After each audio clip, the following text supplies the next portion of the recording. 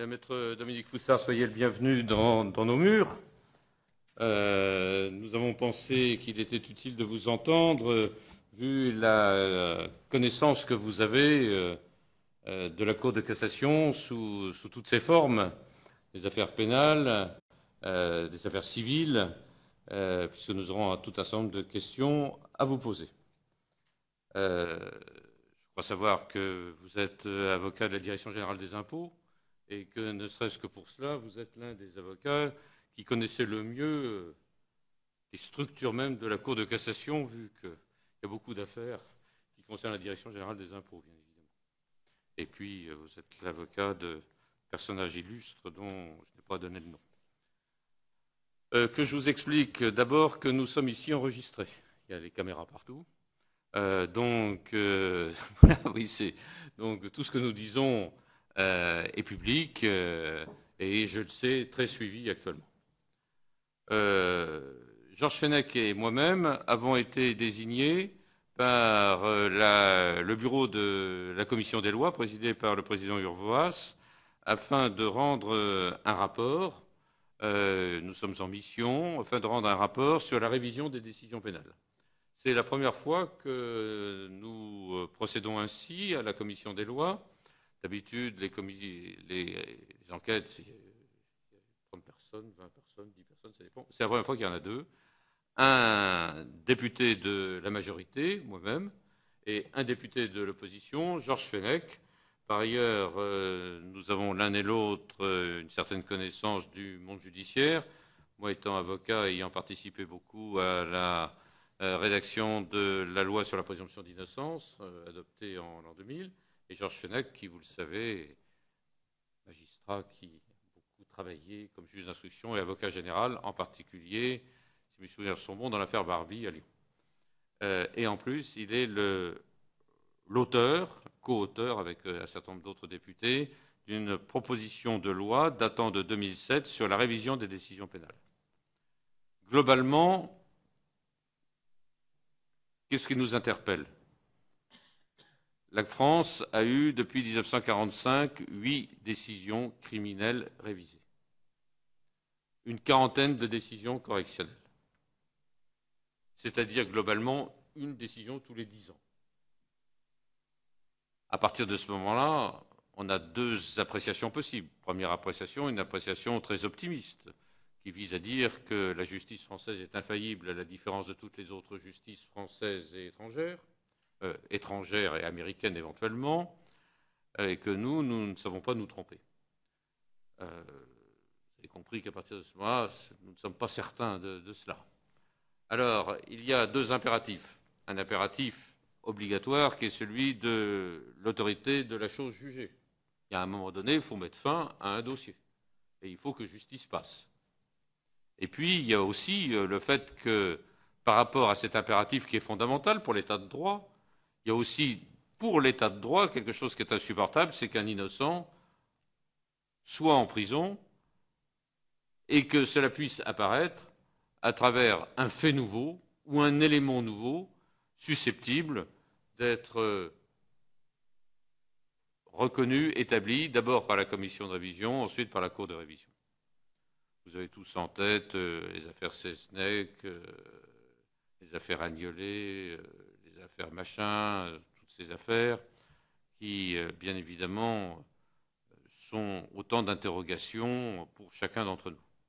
Enfin, ce que nous constatons, c'est que ce que l'on demande à la personne qui est condamnée, c'est, un, de démontrer absolument son innocence, deux, d'établir quelle est la personne qui a commis le crime, trois, de faire en sorte que, ainsi, il y ait une sécurité absolue. Nous n'en sommes, nous, pas dans ce texte-là, car le texte qui a été voté en 1989 ne dit pas ça. Il dit qu'à partir du moment où il y a un doute, et on aimerait avoir votre sentiment sur ce qu'est le doute, sur un fait nouveau ou un élément nouveau, qu'est-ce qu'on peut faire là-dessus ? Voilà un peu les choses qui nous interpellent, et puis nous interpelle beaucoup la composition. Car, incontestablement, même M. le procureur général nous a dit qu'il était nécessaire de réviser notre position là-dessus.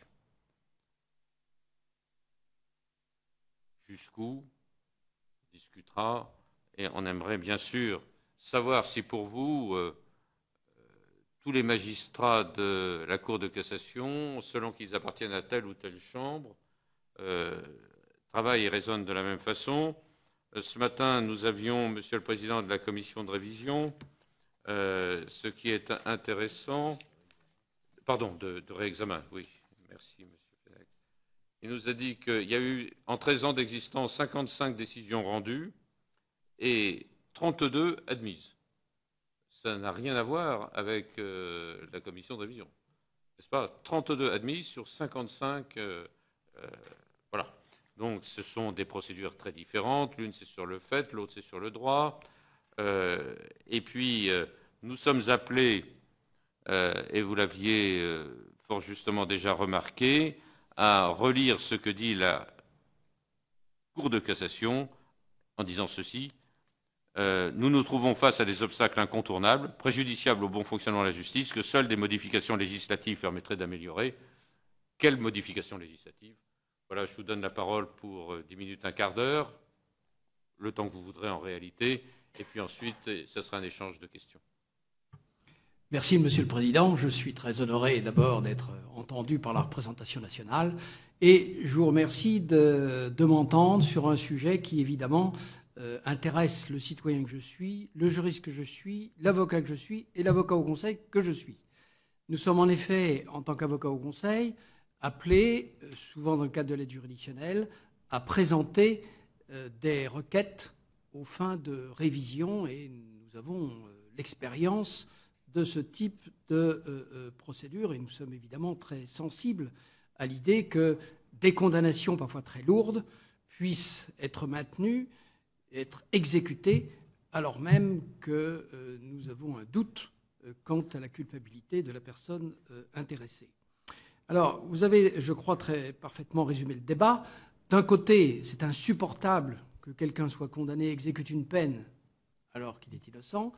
Et d'un autre côté, il faut tout de même être très prudent, car il ne s'agit pas de créer un déséquilibre, il ne s'agit pas de déstabiliser l'institution judiciaire. Elle est souvent très critiquée, elle est souvent malmenée. Je crois qu'il faut maintenir son autorité, peut-être la restaurer. Il y a donc un équilibre à trouver. Alors, cet équilibre, j'ai essayé d'imaginer ce que pourraient être les améliorations apportées à l'état de droit existant en l'état des textes que vous connaissez bien. Première observation, il y a deux procédures, une procédure de révision et une procédure de réexamen des condamnations dès lors qu'une décision est intervenue à Strasbourg par la Cour européenne des droits de l'homme pour condamner la France. Il me semble qu'il faut maintenir deux procédures autonomes. Les circonstances dans lesquelles les condamnations sont révisées ou reconsidérées sont différentes, et je pense que le dispositif actuel donne satisfaction. Ce sont en effet deux hypothèses qui sont distinctes. Cela dit, même si les deux procédures doivent être conçues comme distinctes, on peut peut-être, pour réformer l'une des procédures, faire un emprunt à l'autre. Il y a peut-être d'excellentes idées dans l'une des deux procédures qui peuvent être transposées à l'autre. Au surplus, je suis assez sensible pour ma part à l'idée de clarté du droit. Quand on regarde les textes, finalement, c'est assez complexe, sauf pour les spécialistes, mais pour les personnes qui le sont un peu moins, c'est assez complexe. Il y a des institutions différentes avec des compositions différentes. Peut-être que l'un des objectifs de la réforme, c'est aussi de clarifier les choses afin que toutes les personnes prenantes aient une idée claire et précise des institutions qui sont appelées à les juger et de la manière dont elles sont jugées. Alors, si on reprend les différents textes, peut-être de façon un petit peu scolaire, mais ça permet de clarifier les choses, je pense qu'un certain nombre de questions se posent. Et pour moi, elles sont les suivantes. Tout d'abord, qui peut engager la procédure?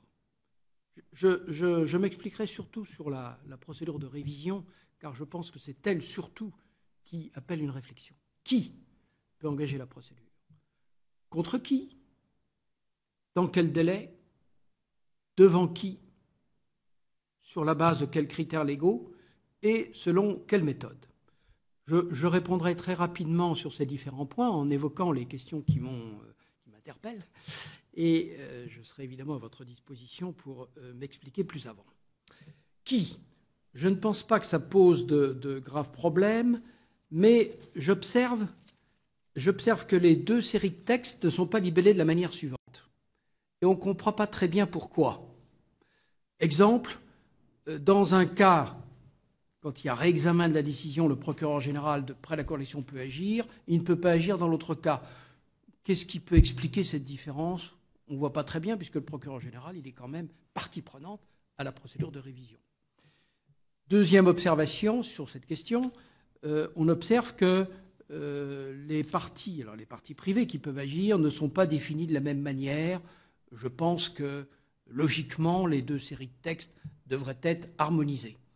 Alors, ils devraient être harmonisés parce que je conçois bien que l'on définisse strictement les personnes qui puissent agir, de manière à ce que ce soit clair, net, avec une liste limitative, comme le décide la jurisprudence, mais il faut en même temps réfléchir à la manière dont on définit le cercle des personnes qui peuvent agir, de manière à ce que toute personne qui a un intérêt au moins moral à agir, notamment en cas de décès, et qui a un lien avec la partie condamnée, puisse engager une action. Mais là, je pense qu'il y a peut-être un petit travail de réflexion à faire.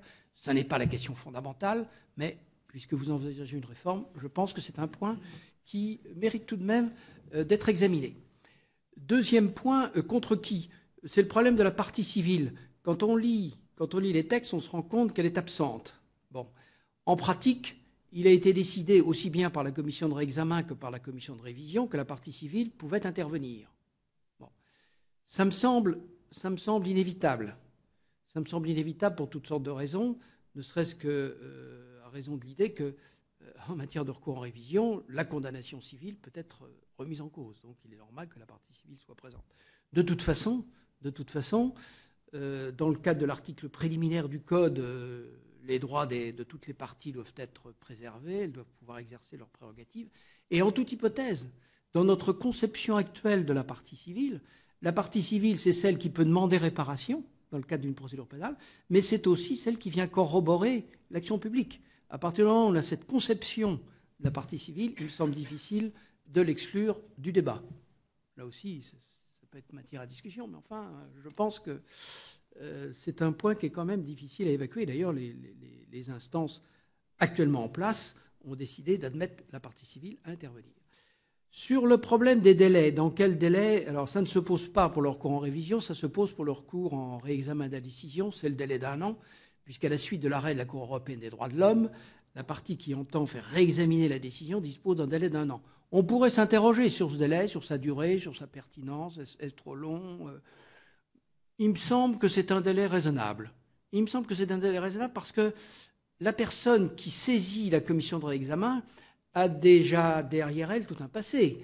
Elle a épuisé les voies de droit interne, donc elle était alertée du problème. Elle est allée à Strasbourg, elle a fait toute une procédure pour obtenir l'arrêt. Quand l'arrêt est arrivé, bon, nécessairement, elle s'est posé la question avec son conseil de savoir quelles conséquences elle allait en tirer. Donc c'est une personne informée et alertée. Dans ce contexte, il me semble que le délai d'1 an est un délai raisonnable. Autre question, devant qui ? C'est la question que vous souleviez tout à l'heure. Devant qui ? Devant quelle instance procéder ? À cet égard, j'ai deux observations. S'agissant de la commission qui est en charge de l'instruction, je trouve que le travail qu'elle fait est tout de même un bon travail. Dans un certain nombre de dossiers que j'ai eus, lorsqu'il y avait des points suscitant difficulté, la commission n'a pas hésité à prescrire des mesures d'instruction. Donc ça, c'est tout de même un point très important. L'instruction dans ces affaires-là est très très importante. Le requérant vient avec quelques éléments, il faut pouvoir tout de même assortir ces éléments de preuves qui puissent ensuite, dans une étape ultérieure de la procédure, convaincre l'instance qui sera appelée à se prononcer sur la révision. Bon, alors, nécessité d'une instance d'instruction, ça je crois que c'est important, qui puisse justement prescrire des mesures d'instruction. Nécessité aussi d'avoir une instance d'instruction pour faire le filtre. Parce qu'il faut quand même bien voir que dans la grande masse des demandes qui nous sont faites, beaucoup le sont sans fondement, ou en dehors des hypothèses d'une véritable révision. En réalité, beaucoup de plaideurs, à tort ou à raison, mais veulent faire rejuger l'affaire en l'état des éléments dont elle disposait à l'origine dans le cadre du premier procès, en estimant que ces éléments n'ont pas été correctement appréciés. Mais il faut tout de même, je crois, éliminer toutes ces affaires et ne retenir que celles qui répondent aux conditions d'une révision. Donc je pense que l'instance d'instruction est utile, elle est même indispensable, et il me semble qu'elle peut être maintenue dans sa composition actuelle. Reste l'instance qui est appelée à se prononcer sur la révision, proprement dite. Je pense d'abord, on a l'expérience dans le cadre des procédures de réexamen, d'une instance qui est organisée par les textes, l'article 623-3, d'une instance qui est composée sur décision de l'Assemblée générale de la Cour de cassation et qui est composée d'un membre de chaque chambre de la Cour de cassation, sachant que la chambre criminelle est représentée par 2 membres. Il y a 6 chambres, on a donc une composition à 7 membres, avec une émanation de chacune des chambres. Je me demande si, dans le cadre d'une réforme, il ne faudrait pas s'orienter vers l'idée que cette instance, qui fait son travail et qui a fait ses preuves dans le cadre du réexamen après condamnation de Strasbourg, ne devrait pas être prise en exemple pour la procédure de révision proprement dite. Alors, c'est évidemment une question délicate, une question de principe. J'y vois au moins 2 avantages. D'abord, lorsqu'on a une instance avec des représentants de chaque chambre, on a vraiment un débat au sein de la Cour de cassation. On le voit bien en assemblée plénière. Lorsqu'il y a une difficulté, parce qu'il y a une résistance des juges du fond sur une question, on porte l'affaire en assemblée plénière. Et devant l'assemblée plénière, qui est composée de magistrats émanant de chaque chambre, il y a un réel débat. C'est si vrai que souvent, l'assemblée plénière ne partage pas le point de vue de la chambre compétente qui avait rendu le premier arrêt de cassation. Ça montre donc que la question est véritablement réexaminée lorsqu'une instance se réunit au sein de la Cour de cassation avec des magistrats qui viennent de chambres différentes, avec des cultures différentes, avec des pratiques différentes, avec des manières de raisonner différentes. Et je pense qu'il y a là, incontestablement, à mes yeux, une garantie. C'est une première raison. Il y a une autre raison qui me ferait pencher pour la compétence d'une instance telle que celle-là, qui pourrait être calquée donc sur l'instance qui juge les réexamens, c'est que ça éviterait que la chambre criminelle ne soit suspectée de partialité.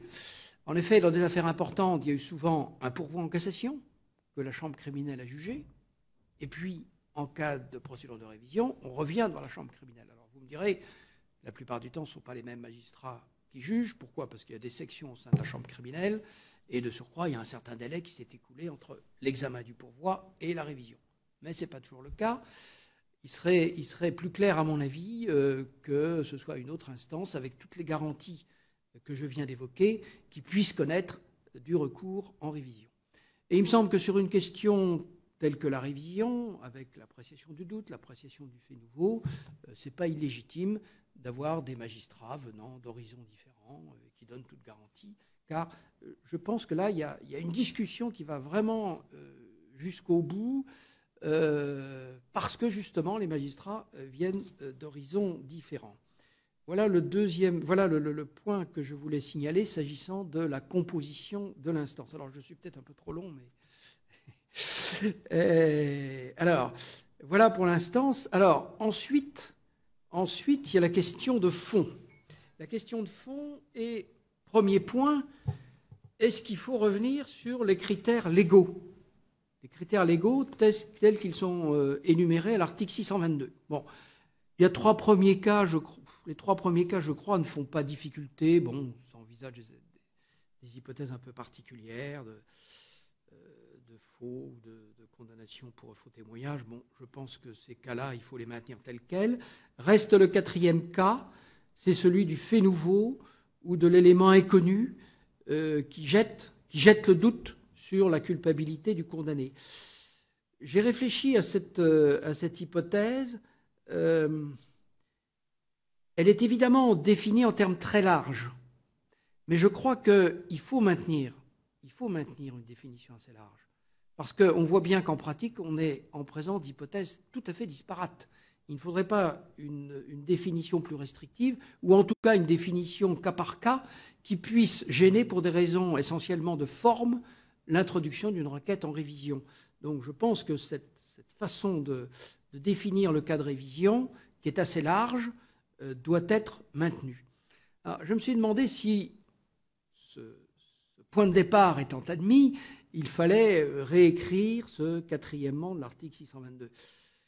Au fond, quand on l'examine d'un peu près, il est difficile de revenir sur les deux exigences qu'il comporte. D'abord, l'exigence du doute. On ne peut pas faire autrement, il faut bien qu'il y ait un doute sur la culpabilité, sinon le recours en révision serait transformé en une voie de recours à l'encontre de la décision. Ce serait une voie de recours à l'encontre de la décision, un super pourvoi en cassation, pouvant être articulé sur des moyens de fait ou de droit. Je n'imagine pas qu'on puisse revenir sur cette condition de doute, sachant que le doute, évidemment, ça peut donner lieu à interprétation, on peut être plus ou moins strict quant à l'appréciation du doute, mais enfin, si on interprète raisonnablement le texte, dès lors qu'on a une hésitation, on devrait admettre la révision. Donc voilà pour le doute. Pour l'autre condition, l'élément nouveau, là aussi, je pense que c'est important de maintenir cette exigence d'éléments nouveaux. Pour les raisons que je viens de dire, il ne faut pas que ça se transforme en une autre voie de recours. Oui, il y a l'élément nouveau ou l'élément inconnu. Oui, c'est vrai. C'est-à-dire qu'il y a deux hypothèses. Il y a l'hypothèse d'un fait qu'on ignorait totalement et qui intervient postérieurement à la première condamnation, et puis il y a l'hypothèse d'un élément de preuve qui émerge, ou qui peut être apporté et qui n'était pas connu au moment du premier procès, mais s'agissant éventuellement d'un fait qui était déjà connu lors du premier procès. Je crois qu'il y a deux hypothèses assez différentes. Mais c'est défini de façon assez large, et là aussi, je ne vois pas tellement qu'on puisse revenir sur cette définition. J'ai essayé d'imaginer ce qu'on pourrait substituer à cette rédaction. C'est peut-être un manque d'imagination de ma part, mais ça ne me semble pas commode, parce qu'il faut en même temps canaliser cette voie de droit, et en même temps que ce soit défini de façon suffisamment large pour ne pas faire échec à un recours en révision qui, dans une hypothèse un petit peu marginale, mériterait d'être réexaminé. En réalité, à ce stade et sur le fond, il me semble que la difficulté tient moins à la définition du cas d'ouverture qu'à la manière dont il est mis en œuvre. Alors, je m'explique là-dessus.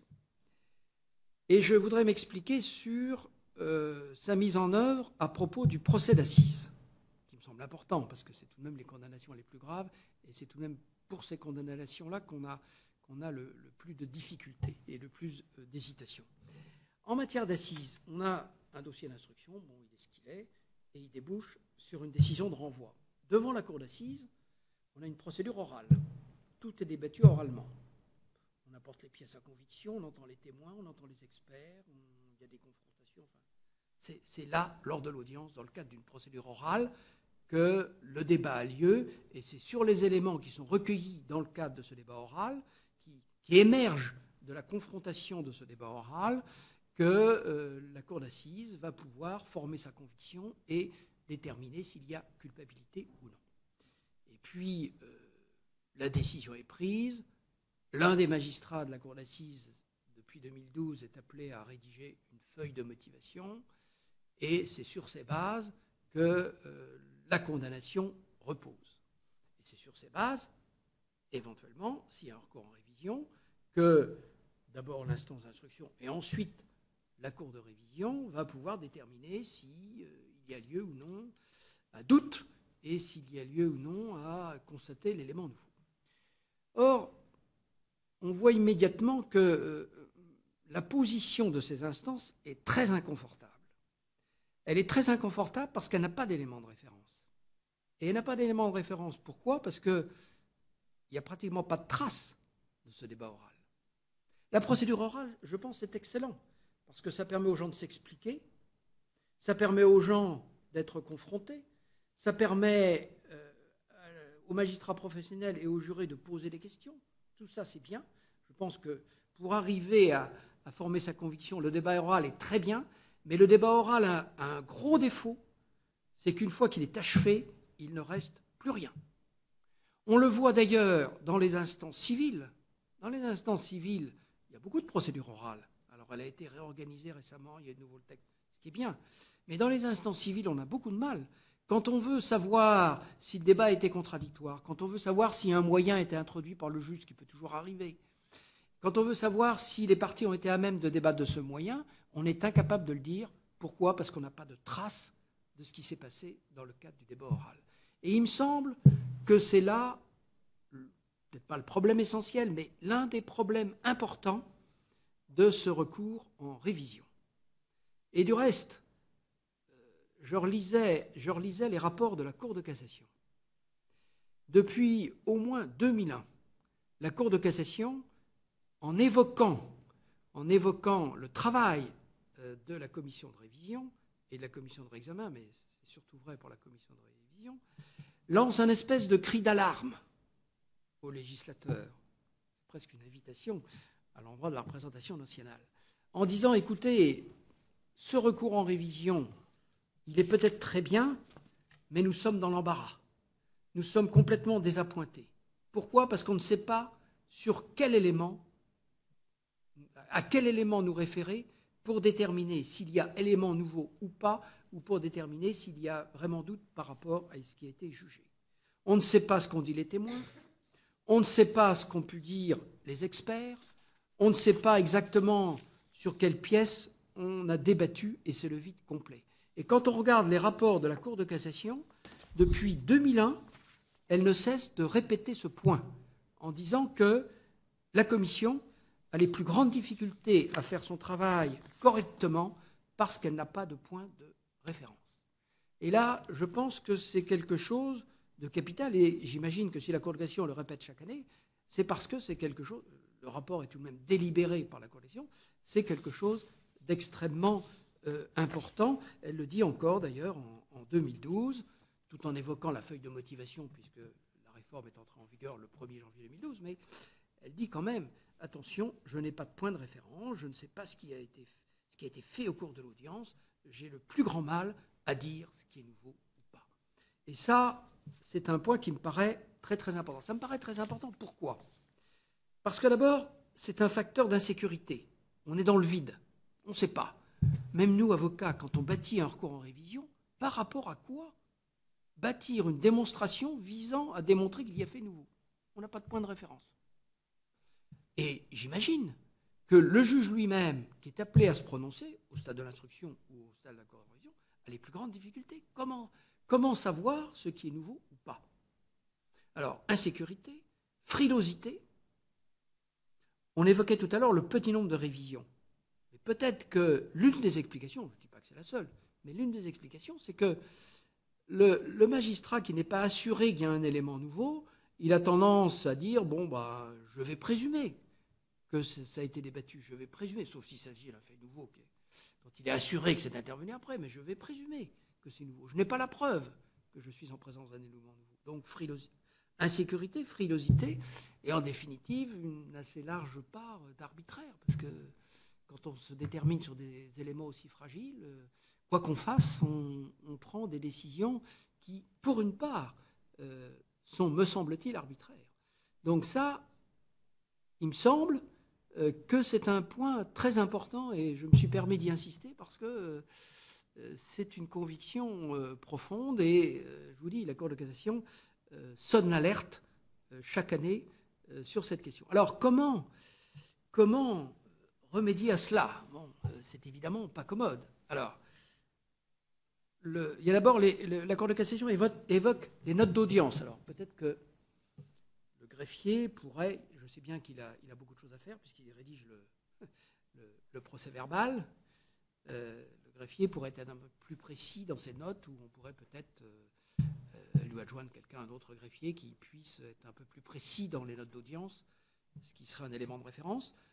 On pourrait aussi peut-être imaginer des enregistrements qui soient un peu plus fréquents.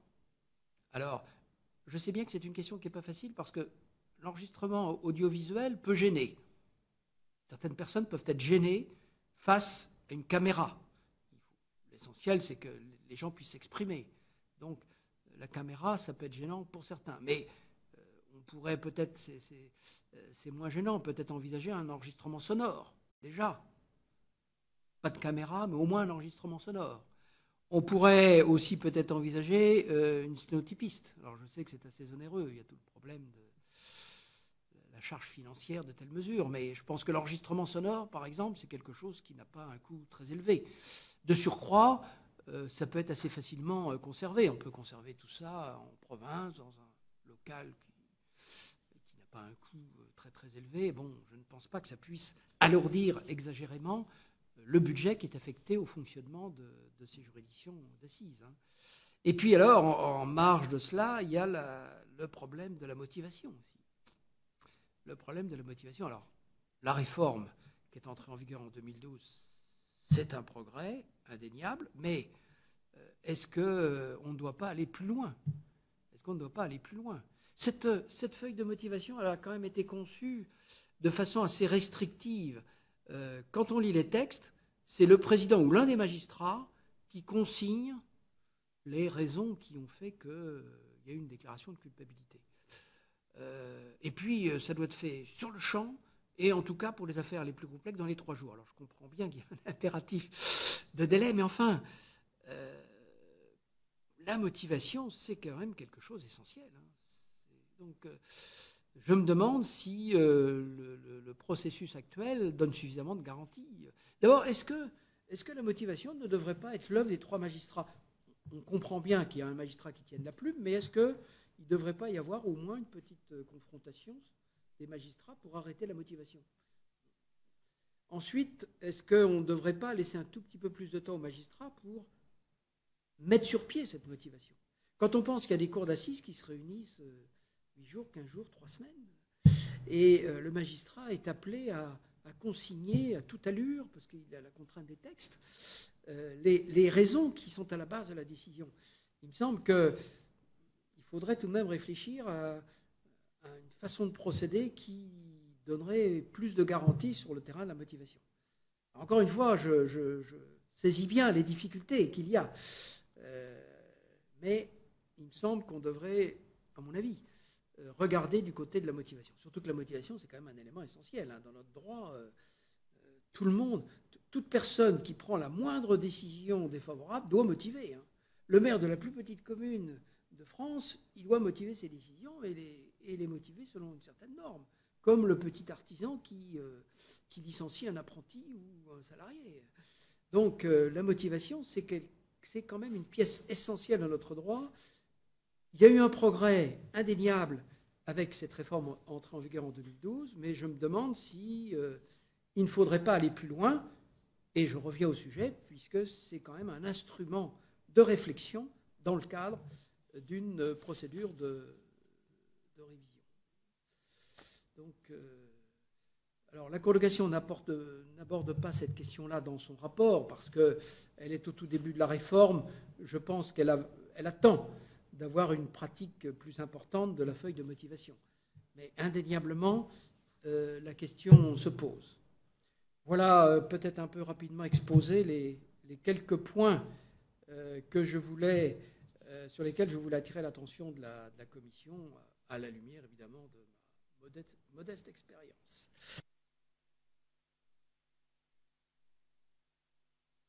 Je vous remercie, Maître Foussard, pour votre point de vue très exhaustif tout de même, mais en même temps synthétique, qui a balayé toutes les questions que nous nous posons depuis le début de nos travaux.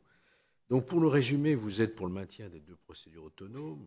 Je crois que c'est d'un avis un peu général de ce qui ressort de toutes nos auditions. Mais nous pourrions emprunter pour la composition, pour la cour de révision, ce qui existe déjà pour la commission de réexamen.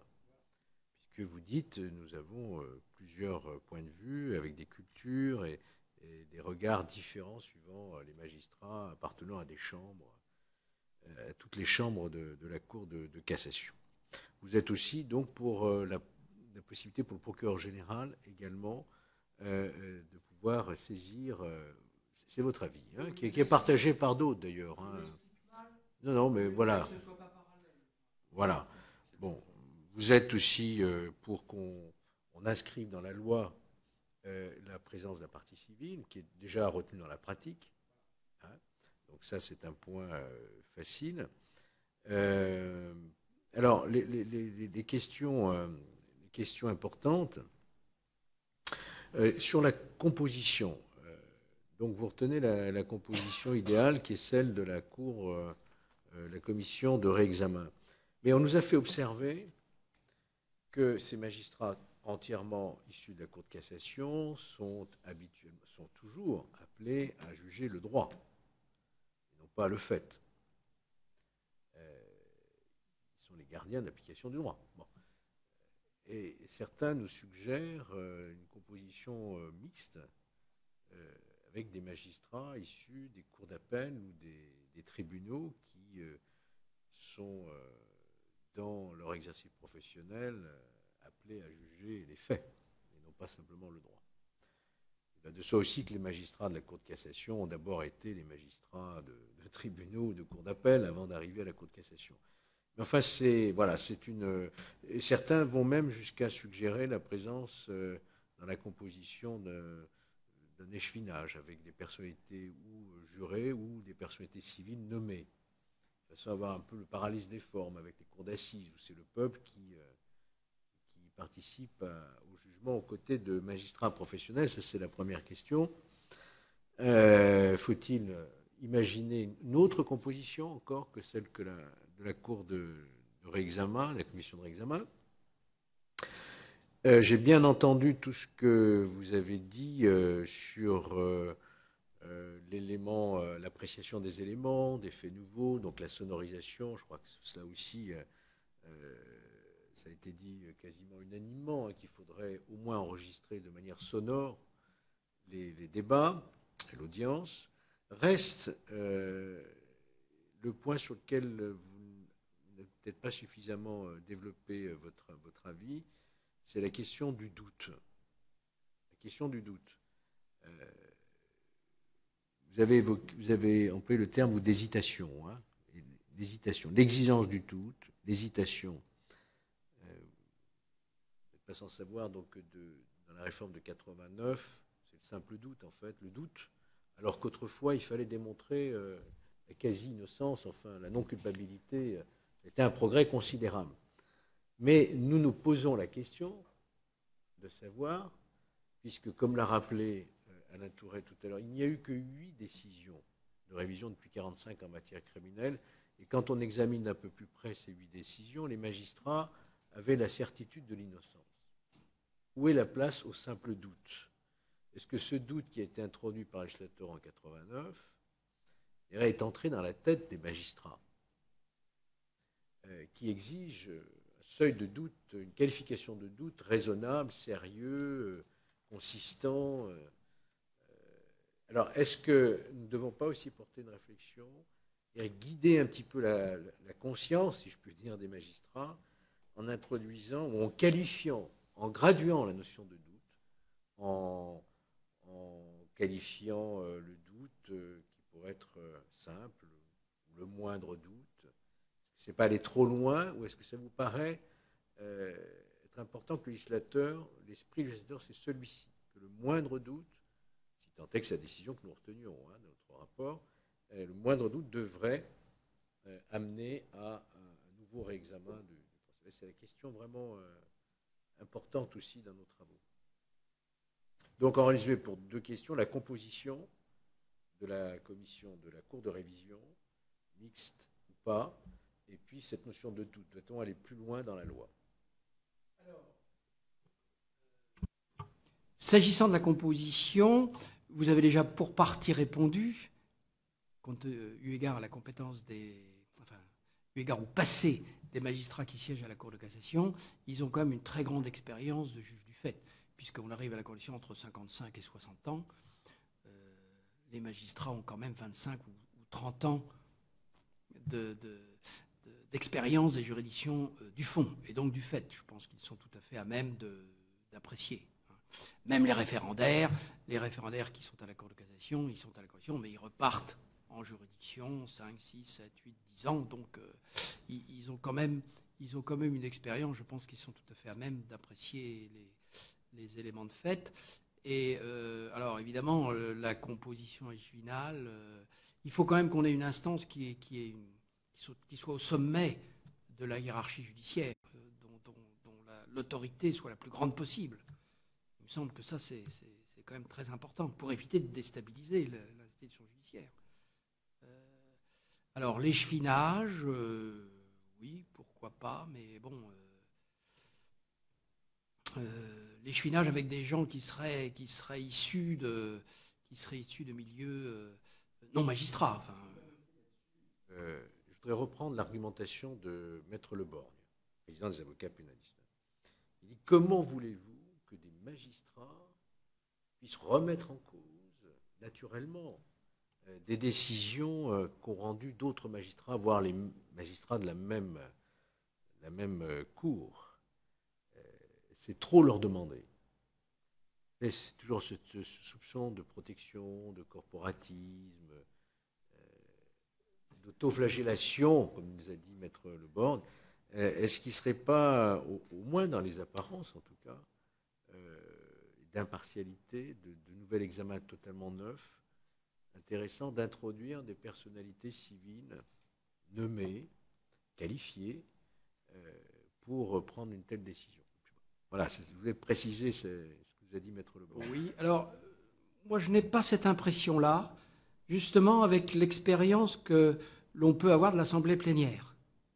L'Assemblée plénière de la Coalition, qui est composée d'une émanation de magistrats de toutes les chambres, prend très souvent un parti sur une question qui relève de la compétence de telle ou telle chambre, contraire à celui qu'a pris la chambre spécialisée. À mon avis, elle a beaucoup d'indépendance. Et ça, c'est constaté, c'est un fait avéré. Par conséquent, je ne pense pas qu'on puisse dire que les magistrats seraient tentés d'éviter de revenir sur une décision de l'autorité judiciaire et auraient du mal à revenir sur une décision de l'autorité judiciaire. Je pense que si, avec une composition telle que celle-là, il ne me semble pas qu'on puisse hésiter. Ah oui, oui. Oui, je suis pour la modification, mais avec l'instance telle qu'elle figure, pour leur examen, je pense que c'est de nature à donner toute garantie. Parce que ça me paraît important. Merci de me laisser la parole, cher Alain Touret. Nous travaillons vraiment en parfaite harmonie.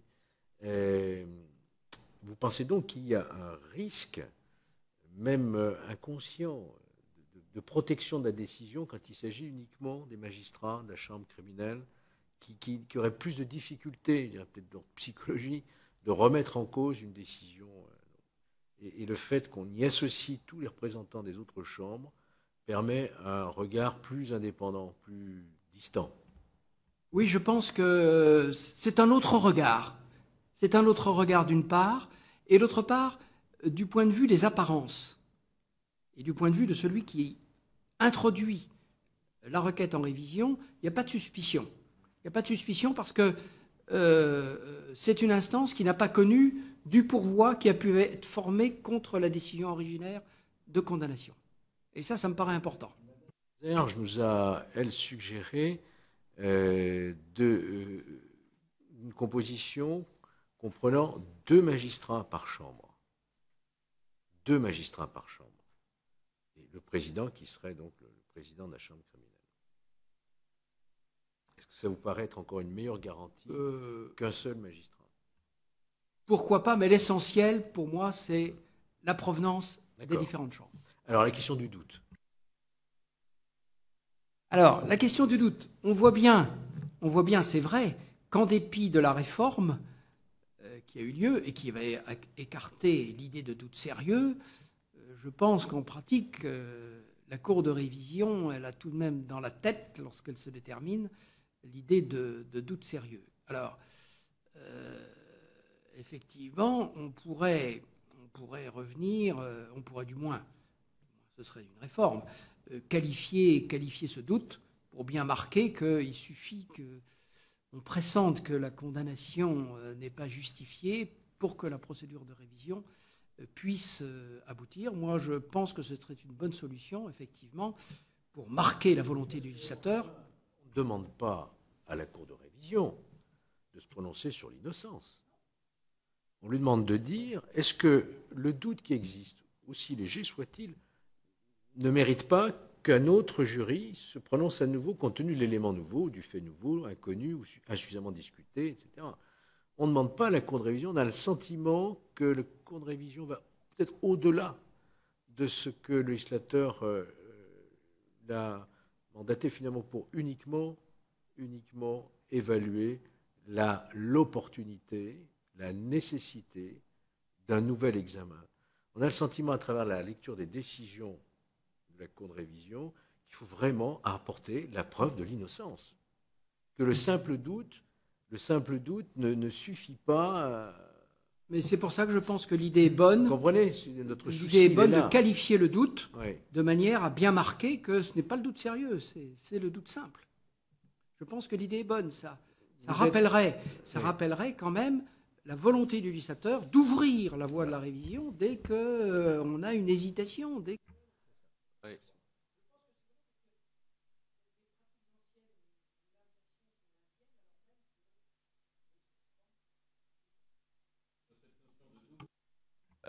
Qui est essentielle. Hein. On voit bien la résistance en réalité. Bon, je vais pas, il y a l'autorité de la chose jugée, mais enfin, si dans l'affaire Seznec, il n'y a pas un doute, au moins simple, moi je ne sais plus lire quoi que ce soit. Enfin bon, n'allons pas au-delà. Donc, ça serait, lorsque M. Lamanda est venu, lorsque le président Sauvé est venu ici devant cette commission des lois, je leur ai posé la question, qu'est-ce qu'un doute raisonnable? J'avais déjà ça en tête. Ils nous ont répondu, et l'un et l'autre, qu'un doute raisonnable, c'était un doute simple. Mais on comprend bien qu'à travers doute raisonnable, il y a une question philosophique assez complexe et que chacun arrivera à un moment donné à dire que le doute raisonnable est un doute sérieux. Est-ce que c'est votre avis? Ah, tout à fait. Je pense qu'il ne faut pas s'engager dans cette voie-là. Doute raisonnable, vous aurez une double discussion. On discutera du doute et on dira, mais est-il vraiment raisonnable? Donc il faut, je pense, retenir l'idée de doute et plutôt s'orienter vers une idée de doute simple, comme vous l'évoquiez. Ça, c'est la première chose. Moindre doute ou doute simple, seront à voir ensemble. Je voudrais attirer votre attention sur la notion d'élément inconnu, sur ce que disait l'avocat général à la Cour de cassation, M. Maton, qui écrit en avril 2012, dans les notes techniques relatives à la révision des décisions pénales définitives, voici ce qu'il dit. Un fait est quantifiable, mesurable, précis. Il se constate et s'appréhende objectivement. Un élément induit une notion plus large et subjective, moins précise, une partie d'un ensemble. C'est pourquoi, en visant un élément, le législateur a incontestablement voulu étendre le champ de la révision, faire en sorte que s'il y a un doute, même sur un simple élément, il y ait révision, l'appréciation du doute étant elle-même éminemment subjective. S'agissant du fait, il faut qu'il soit nouveau, nécessairement être postérieur à l'édit de condamnation. C'est différent de l'élément qui doit avoir été inconnu de la juridiction au jour du procès, ce qui signifie qu'il peut ne pas être seulement nouveau, mais avoir été révélé postérieurement à la condamnation. Il s'en déduit que l'élément moins précis est contraignant que le fait, mais peut, à la différence de celui-ci, n'être pas seulement nouveau. Il peut l'être, mais aussi avoir seulement été révélé postérieurement. En d'autres termes, l'élément a pris la place du fait. Est-ce que cette argumentation vous convainc? Oui, c'est-à-dire que dans la logique du texte, il y a d'abord deux hypothèses. Quelque chose qui est apparu après, et d'autre part, quelque chose qui existait, mais dont on n'avait pas connaissance, qui était resté dissimulé. D'où l'idée de révélation. Ça, c'est la première distinction. Et en arrière de cela, il y a une deuxième distinction, me semble-t-il. Il y a l'événement, et puis il y a l'élément de preuve. Alors, l'avocat général utilise élément comme une partie du fait. Moi, j'ai plutôt tendance à considérer, mais bon, c'est une question qui se débat, j'ai plutôt tendance à considérer que ça se rapproche plus de la preuve. Ce n'est pas un événement, mais c'est une preuve. On peut faire les deux lectures.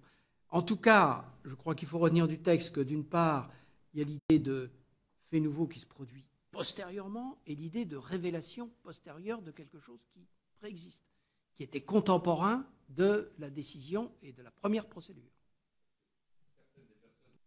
Interrogé, avait tendance à dire que le fait nouveau est inscrit dans l'élément inconnu.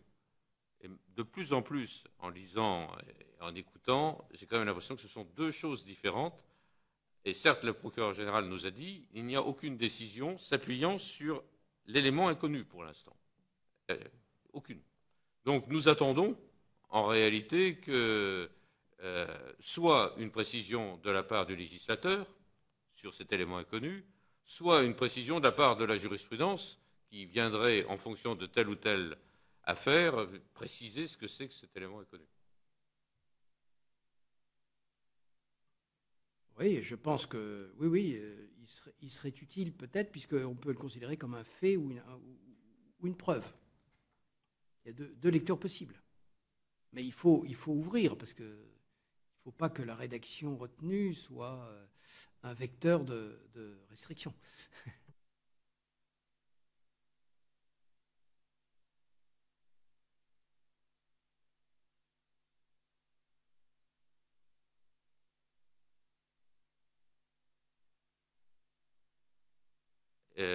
On nous propose de supprimer le fait nouveau pour garder cet élément un élément inconnu.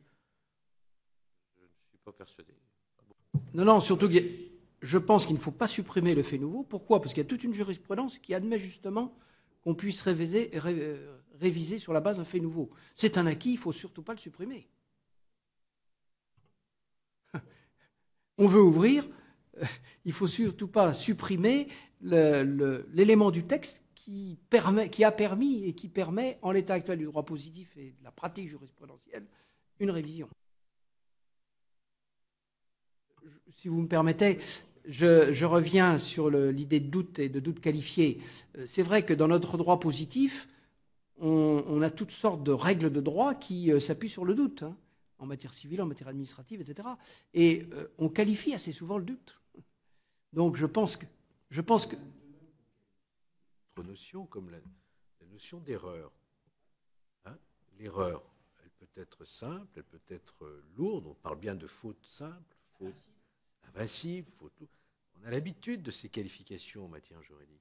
Pourquoi la notion de doute, finalement, on ne la qualifierait pas? Mais c'était le sens de ma réflexion. Vous seriez dans la ligne du droit positif, puisqu'on a déjà un certain nombre de règles qui qualifient. Alors, quelquefois, c'est restrictif, si c'est sérieux, mais quelquefois, ça va dans le sens d'une ouverture. La cour de révision deviendrait une cour de jugement. La cour de révision est, d'une certaine manière, encore un filtre. La commission d'instruction, qui, elle, est un filtre. Mais la cour de révision n'est pas une cour de jugement. Elle doit être une cour qui doit dire est-ce qu'il peut y avoir ou non jugement, nouveau jugement.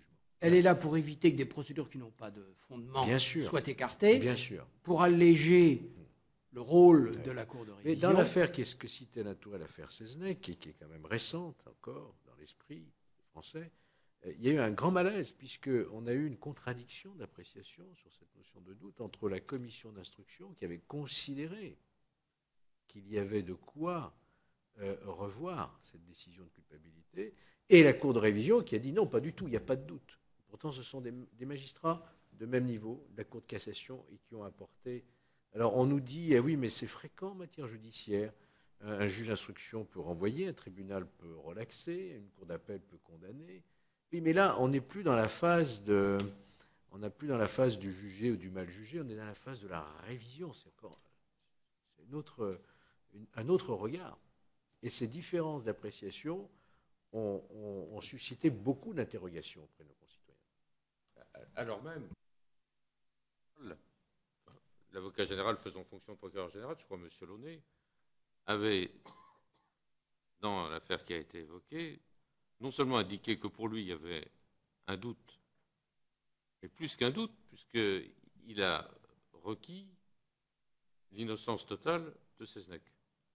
Et comment ne pas être quand même un peu mal à l'aise lorsque le représentant du ministère public, c'est-à-dire celui qui détient l'ordre public en quelque sorte, requiert dans ce sens et que on puisse estimer qu'il n'y a aucun doute de la part de la juridiction de jugement. C'est quelque chose qui est très difficilement compréhensible pour le commun des mortels. Dans cette affaire-là, effectivement, pire encore, c'est la conjonction des deux. Une commission qui renvoie parce qu'elle estime qu'il y a un doute et un parquet général qui estime qu'il y a une non-culpabilité. À ma première proposition de loi en 2007, j'avais pensé qu'on pouvait rassembler les deux. Voilà, les deux commissions, la commission et la Cour, et que l'instruction se fasse en son sein, au sein de la Cour. Voilà. La plupart des personnes auditionnées ont estimé qu'il valait mieux garder la césure. Oui, parce que ça va encombrer la Cour de révision à toutes sortes de procédures qui n'ont pas vraiment de raison d'être. Il y a tout de même beaucoup de gens qui veulent, après une condamnation, revenir et inviter l'institution judiciaire à réapprécier le dossier dans l'état où il était. Enfin, donc je pense que c'est mieux de maintenir une instance d'instruction. Et puis en même temps, ça a cet intérêt qu'il peut y avoir des mesures d'instruction. Une expertise, l'audition de témoins.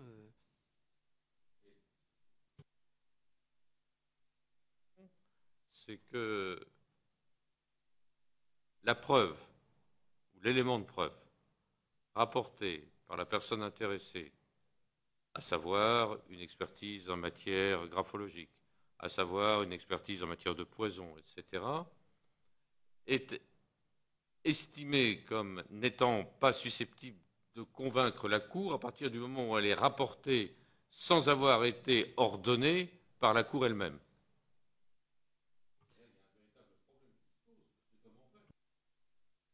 Oui, parce qu'effectivement, on n'est pas dans une logique anglo-saxonne où chaque partie doit apporter ses éléments de preuve et on débat de ces éléments de preuve. Bon, dans notre culture juridique, la mesure d'instruction elle est plutôt prescrite par le juge, dans un cadre fixé par le juge, avec des questions posées par le juge. Et c'est ça qui peut entraîner la conviction du juge. Mais alors, le remède à cela, c'est peut-être que effectivement, la commission puisse prescrire des mesures d'instruction. Je pense notamment à toutes ces procédures qui concernent des crimes ou des délits sexuels, où il y a des condamnations qui interviennent. Je pense que les juges font leur travail du mieux possible, mais tout de même sur la base d'éléments assez fragiles. On a très très peu de choses, pas d'éléments matériels, des déclarations dont on sent bien que bon, elles ne sont pas toujours très fiables. Et parallèlement, on a quand même des progrès scientifiques, tous les contrôles d'ADN, etc., qui permettent de lever un certain nombre d'incertitudes. Donc, pour des hypothèses comme celle-là, il me semble que les mesures d'instruction, dans un certain nombre d'hypothèses, peuvent être fort utiles et peuvent rendre efficace leur cours en révision et faire en sorte qu'ils rendent le service réel qu'ils devraient rendre. Juste un point de précision, dans les personnes qui peuvent engager la procédure, vous avez évoqué le procureur général, la partie civile, est-ce que vous seriez pour la possibilité d'une saisine par les descendants? Ah oui, tout à fait. Oui. Je pense qu'il faut une liste limitative, parce qu'il faut qu'on sache. Oui, je sais bien. Il y a d'ailleurs une disparité de rédaction entre les deux séries de textes que je m'explique assez mal. Je pense que les deux séries de textes devraient être alignées. Enfin, il faudrait une réflexion sur le cercle des personnes qui peuvent agir, et à mon avis, ça devrait être aligné. Enfin, sauf si on me dit qu'il y a une raison particulière, mais je l'aperçois assez mal. Il faut définir ça assez largement parce que vous pouvez avoir, par exemple, un descendant qui n'est pas héritier. Si vous avez une succession qui est soumise à la loi étrangère, il n'y a pas de réserve. Il y a un tas de questions de ce type. Vous pouvez avoir un légataire qui peut agir, qui est un proche du condamné. Vous pouvez avoir aussi, et c'est rare ici, mais ça peut se produire, un descendant direct en première ligne qui est en conflit d'intérêts avec l'ascendant. Tout le monde pense à l'affaire Dominici, par exemple. Exactement, oui. exactement. C'est pour ça que ça demanderait à être revu de façon assez souple.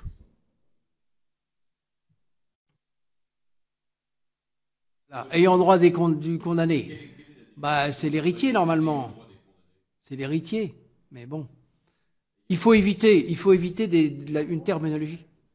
Oui, voilà. Oui. Mais il ne faut pas exclure un collatéral s'il est héritier, s'il est proche du défunt.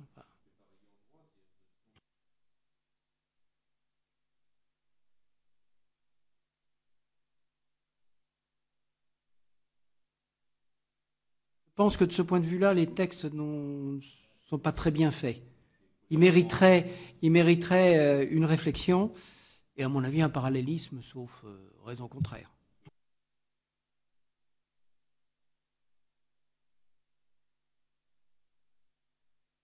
Un dernier point, mais je ne voudrais pas abuser de votre temps. Je reviens sur le cas d'ouverture. Il y a une hypothèse qui me choque, moi, puisque je suis à la fois privatiste et publiciste, c'est l'hypothèse suivante. Un certain nombre de condamnations postulent soit à titre d'élément légal, soit au titre d'une condition préalable, une décision administrative. La jurisprudence est fixée en ce sens que une décision du juge administratif qui annule cette décision, qui est un élément légal ou une condition préalable, ne constitue pas un fait nouveau. Ça me paraît tout à fait choquant, d'autant plus que, d'une manière générale, et alors là, on ne peut que l'approuver, la jurisprudence a tendance à considérer qu'une décision de l'ordre judiciaire sur un point quelconque est en cause dans les poursuites est bien un fait nouveau justifiant la révision. Il me semble que la décision du juge administratif qui anéantit une décision administrative devrait être considérée tout comme la décision du juge judiciaire. On se précise là-dessus ? Il y a dans le code, c'est mentionné. Oui, d'accord. Mais alors ça concerne évidemment des délits, non pas des crimes. Oui. Mais enfin, aussi bien parce que c'est une décision d'urbanisme, une décision de reconduite à la frontière, une décision concernant... En fait, ça fait disparaître l'élément légal de l'infraction. Alors, soit l'élément légal, soit la condition préalable. Enfin, il y a les deux hypothèses. Mais là, on devrait admettre qu'il y a révision. Enfin. Alors, comment essayer d'orienter la jurisprudence ? Alors, est-ce qu'il faut une disposition spéciale ? J'en sais rien. Mais lorsqu'une infraction... Peut-être que mon raisonnement ne tient pas, mais il peut y avoir une dépénalisation d'une infraction. C'est l'élément légal. Demain, on pourra nous dire, comme on l'a dit par exemple dans le passé, le chèque sans provision n'est plus un délit. Ça n'ouvre pas pour autant la révision à tous ceux qui précédemment étaient condamnés pour un délit d'émission de chèque sans provision. Vous comprenez ce que je veux dire ? Est-ce qu'on n'ouvrirait pas... C'est plutôt la condition préalable. Ce serait plutôt la condition préalable que l'élément légal, en fait. Parce que, pour revenir au parallélisme entre la commission de réexamen et la commission de révision, et sur la jurisprudence qui a pu s'établir, je note que l'article 626.1 prévoyait, par sa nature et sa gravité, la violation entraîne pour le condamné des conséquences dommageables, auxquelles la satisfaction équitable de l'article 41 ne pourrait mettre un terme.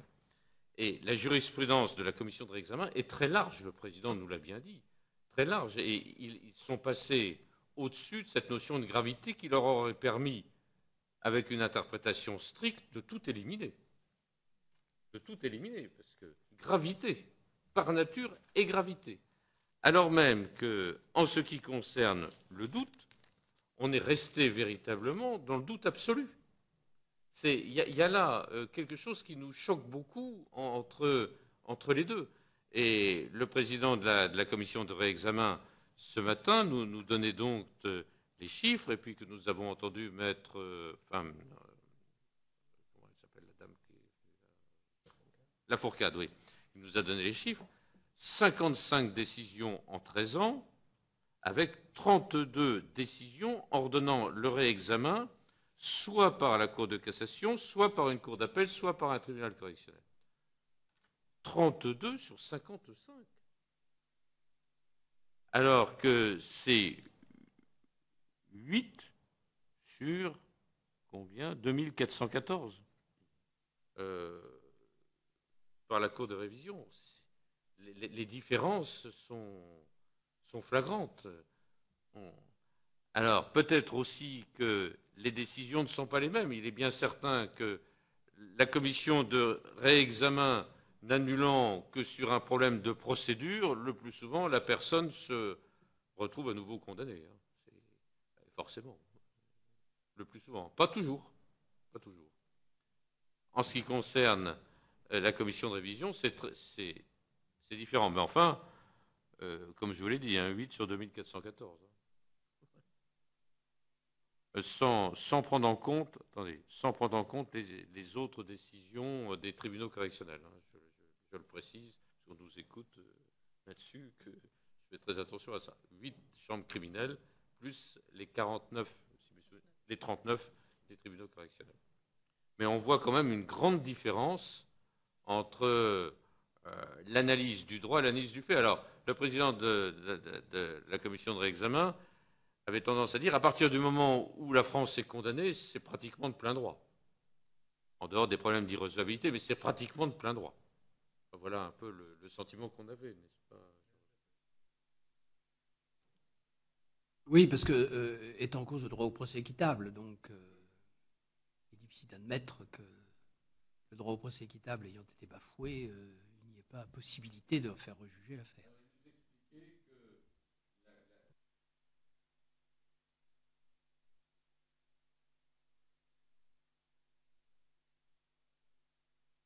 Que les gens immédiatement saisissent. Et donc, nous avons écouté ce que vous proposiez sur le délai d'un an, en estimant qu'il était raisonnable. Effectivement, à partir du moment où le président de la commission de réexamen nous dit que c'est des délais très, très, très rapides en réalité. En pratique. Oui, parce que les gens ont leur arrêt de la Cour européenne et ils en tirent les conséquences. Donc,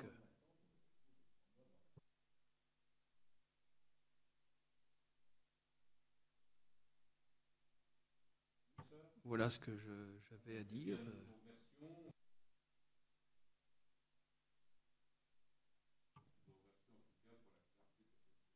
En tout cas, non, je n'ai pas de note là, mais je peux vous la faire parvenir dans les quelques jours qui suivent.